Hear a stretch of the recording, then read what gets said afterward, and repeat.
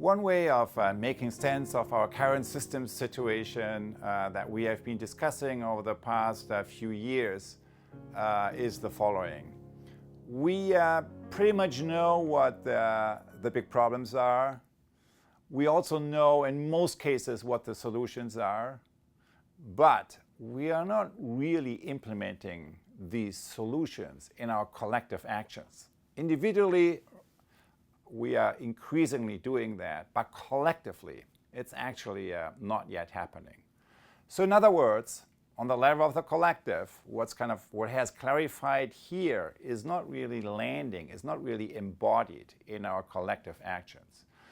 So this collective knowing-doing gap that we are facing on so many levels today is exactly where systems thinking is coming in to unpack that a little bit. And the essence of systems thinking has often been visualized in something like you see here, which is an iceberg model. And the main point about the iceberg model is a distinction between what's visible, right, above the waterline, and what's invisible or less visible below the waterline. And the main proposition is that the behavior we see up here in the visible realm is not independent of what happens here, right? It's closely related to what's happening here. So in other words, as a change maker, when you're a change maker, when you're a leader, it's important but not good enough just to react against the visible problems here. But from a systems view, what you really want to understand is to get your arm to understand and address some of these deeper root issues. And I spent the early years in my life a lot kind of in a variety of social movement in the environmental and the social realm. And why I came here to MIT is really to better understand these deeper systems thinking and how it can be put to work onto the big challenges of our time. So if we take the systems lens, and if we look at current reality, if we look at the bigger systems reality that we face in most big systems today, what do we see? We see something like this. We collectively create results that almost nobody wants. No one gets up in the morning, right, looks into the mirror and says, look, today I want to destroy more of nature. I want to inflict harm on other people and harm on myself. No one is actually doing that yet. On a collective level, look at what we are doing, right? We have huge environmental issues, climate change, and all the rest of it. I don't need to go into details here. We have huge, that's kind of something I refer to as the ecological divide. And then the social divide really deals with polarization, with war, with inequality, with societies more and more falling apart. So that's, we know a lot about that and how that situation is being amplified. And then there is kind of a third category of symptoms that I refer to as the inner divide or the spiritual divide, meaning a disconnect not just between self and nature and self and other, but a disconnect between self and self. And my small s self is who I am today. And what I mean with my capital S self is who I could be tomorrow, my highest future possibility. So if these two parts of myself, who I am today and who I could be tomorrow, my highest future potential, if those are not connected with each other, what does that look like or feel like? It feels like a loss of energy. It feels like maybe some anxiety about what's going to happen. It feels like hopelessness, burnout, and even symptoms of depression. So that's the disconnect, right? So if I don't, feel that what I could do, right, what is in my hands, where I can actually make a difference, actually does matter to the whole situation. If I don't see the connection, that's kind of when this lack of energy and this lack of capacity to realize my highest future possibility is amplified. So systems thinking is asking the question, why? Why is it that on a collective level, even though if you go around the planet and interview people, right, no one gets up in the morning, as I said, right, and wanting to deepen these divides, and yet collectively, that's what we are doing. And systems thinking is essentially an inquiry, right, into these root issues that make us doing that, so that we can understand them, wrap our mind around, and address them in a way that is transformative. So these three words here, right, below the waterline, structures and systems, paradigms of thought, and the deeper sources, right, of our energy, of our creativity, of who we are. So these three words indicate the evolution of systems thinking in different layers of root issues. And of course, initially, that we paid a lot of attention to this one, but then we understood that, some of the disconnects here on the structural level are actually related to the paradigms of thought. And to really transform the paradigms of thought, we need to be able to access these deeper sources. So when all of these levels, symptoms, structures, paradigms of thoughts, and source are addressed together, that's what my colleagues and I refer to as awareness-based systems change. And I want to summarize awareness-based systems change with four founding principles, or kind of, you could say, four starting points, right? And the first one is a sentence from Kurt Lewin, the founder of action learning and action research. Kurt Lewin came over from Europe during the 1930s and is considered one of the main founders of what today we know as action learning and action research. And he famously said that you cannot understand a system until you change it, right? In other words, just by observing stuff from outside, kind of as a disconnected observer, you're not getting access to the real knowledge that matters today.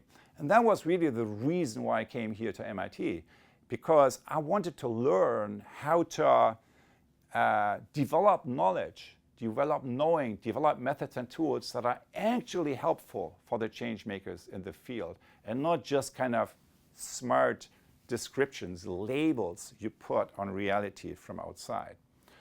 So that's the foundation really of action learning and action research. What is it that I learned over the past 25 years as an action researcher here at MIT? 25 years can be summarized in less than 10 words, and they are: you cannot change a system until you transform consciousness. Let me translate. You cannot change a system until you transform the mindsets of the people who are enacting that system. And I'm sure many of you have seen that, right? So if you just tinker around with new structures or new processes, but the mindset of the people hasn't changed, the way we think, the way we connect with each other, then the same people in a new structure reenact the same old problems. So many of us have seen this, right? And if you really talk with change makers and with leaders in the field, everyone says, of course. But the real question is not this. The real question is number 3, how? How do you actually do it? And here is what we learned over the past 15 or 20 years, 2 decades. You can't transform consciousness until you make a system see, sense, and invert itself. So let me unpack that. So the question is, how do you change consciousness? How do you change the mindsets of people who are enacting a system?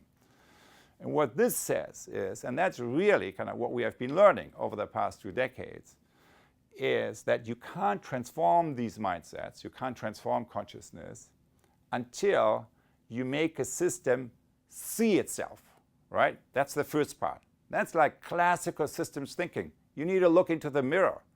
If you're not looking into the mirror, if you're not seeing yourself in this situation, you're not going to close the knowing-doing gap, right? So that's number one.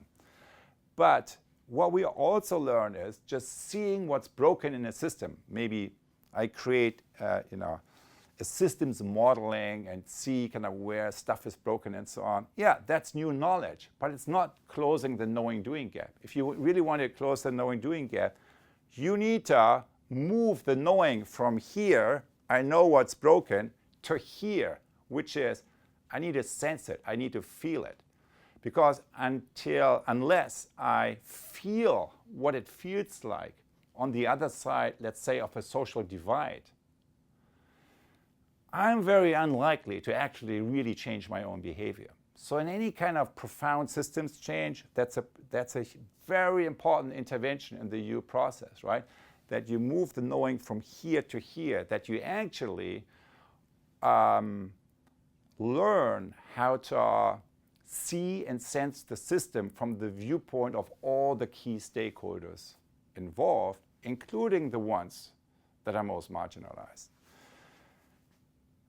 Invert itself. So what does that mean? Inversion basically means it talks about that if I want to change stuff outside of myself, that's not independent of what's happening inside myself. So in other words, to change stuff here, I first need to change something in here. The inner place from that I operate, the way I pay attention, the way I am present to a situation, the way I listen in a dialogue. So that's the inversion part. It's really kind of the outer and the inner. So that outer change is not disconnected from the inner change, which of course is kind of the main proposition also here, the consciousness. We need to change the mindsets. So that's number 3, and that directly leads us into the last one, which is you can't lead systems transformation until you sense and presence the future as it emerges. And that really comes down to the essence of leadership. You know what the word root of the English word leadership, what that really means? It's to step forth. You step forth kind of from one territory you know very well, current reality, into another territory that you don't know very well, that you don't even know whether it's really existing. Maybe you can feel it, but that is only coming into reality when you, as the change maker, as the leader, have the courage to step into the unknown. So that's why in Theory U and the ULAB journey, right, and the whole body of methodologies that we developed around it, we so much emphasize that word, sensing. Sensing and presencing. And what we mean with sensing is that it has been my experience in doing, working a lot with change makers, interviewing kind of people who have created profound changes in their own field. And what I learned over these years is that the way the future arrives, the way the future shows up in the human system is not here. First, right, we sense it. So it's kind of a sensing of a possibility, which then we begin to articulate, and then we begin to explore through practical experimentations. But kind of the sensing of a possibility is really at the core of all entrepreneurship, of all social entrepreneurship, and at the core of all creativity. And in particular, right, as we move into the age of AI, of machine intelligence, we know that the learning from the past, learning from everything that we already created, kind of that will be done much more efficiently and effectively by machines very soon, if not already today. But what's the blind spot of AI? The blind spot of AI is exactly this.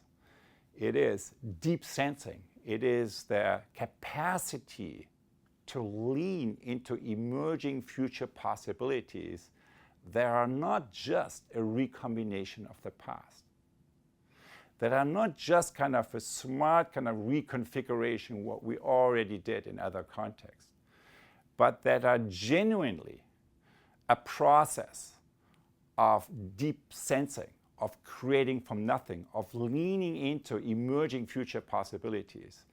And the way we do that as humans is that we need to go through an opening process, not only the opening of the mind, but also an opening of the heart, which allows us to sense and to presence emerging future possibility.